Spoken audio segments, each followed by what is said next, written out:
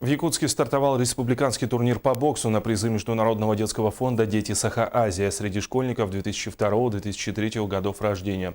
Данный турнир проходит в 15-й раз. В 12 весовых категориях на ринг выйдут около 120 юных боксеров из 17 улусов и городов республики.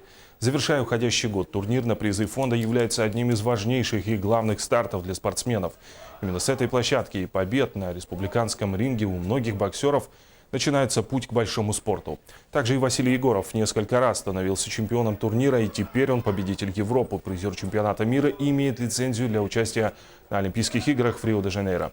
Финальные бои состоятся в воскресенье. Соревнования проходят в зале бокса спорткомплекса «Триумф».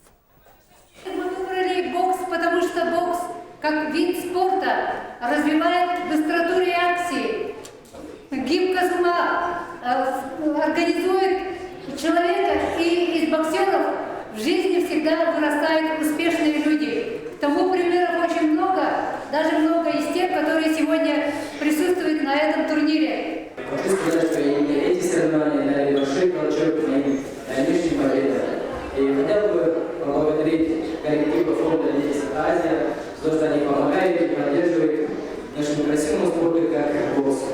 И участникам хотел бы пожелать удачи, объективного судейства и пусть победит в дальнейшем.